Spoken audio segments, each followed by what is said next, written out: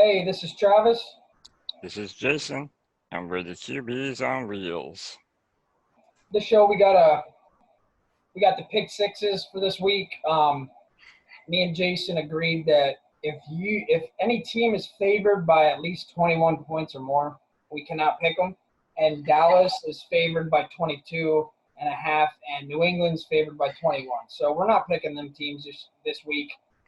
It's just they're guaranteed wins, and we don't want to be that way. So yeah, we're gonna pick our teams for the pick sixes. Jason's kicking my butt in the pick sixes, so I got to get my act together. Or I'm gonna be wearing some tutu pink Dallas Cowboys shit at the end of the year, and I don't want to do that. So, who are you thinking this week? I get to go first. We're not going to do the coin flip? Nope, you're going first. Oh, man, I'm so excited. Well, if I'm going first, I'm not usually in this position, man. But I think I'm going to go with Pittsburgh. They're an underdog, but what I've decided is that Pittsburgh is not as bad as their record, and San Francisco is not as good as their record. So for that reason, I think week 3 is the week where the gods of football balance that out a little bit, and plus I'm liking this Mason Rudolph from Pittsburgh coming in to back up Ben Roethlisberger. He's got a real shot. He knows that he is the starter this season, and with a great season, there's a good chance that Ben will retire at the end of the season, and this can be his team. For better or worse, I've always admired Pittsburgh's ability to keep their coaches even when they're down, to keep their quarterback even when he's down.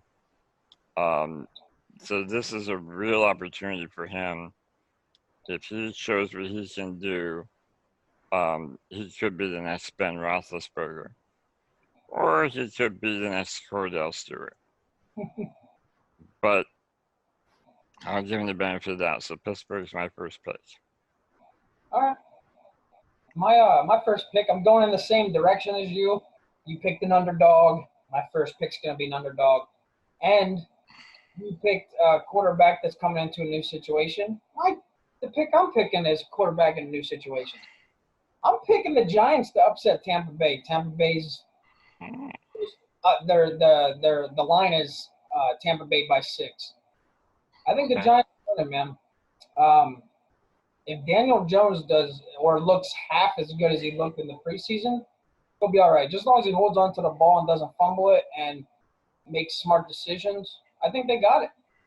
Tampa Bay's not the best team. I mean, they're going to blitz the hell out of them, but I think he can handle it, man.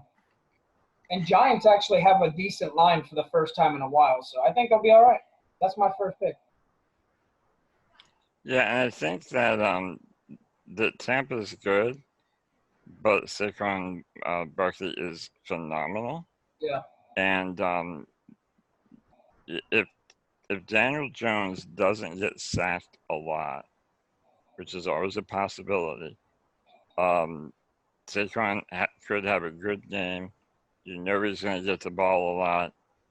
And, yeah, the Giants could get their first win. Good luck, man.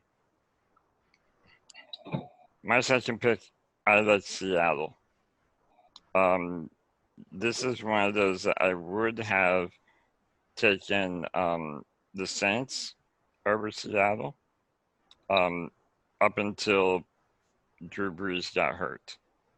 I think that team is one that he is the linchpin of the team, and Seattle's just too good. So I think Seattle goes 3-0. That's a good pick. With my second pick, I'm gonna I'm going to go Green Bay over the Broncos. Green Bay's defense has looked real good in the first and second game. The offense didn't look too hot in the first game, came back with a decent performance in the second game. I think they're going to kill it in the third game. I think Green Bay I'm not. I know we don't go by spreads, but I'm thinking Green Bay by at least 17. I think they're going to blow it out.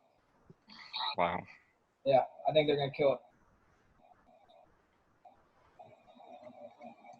Well,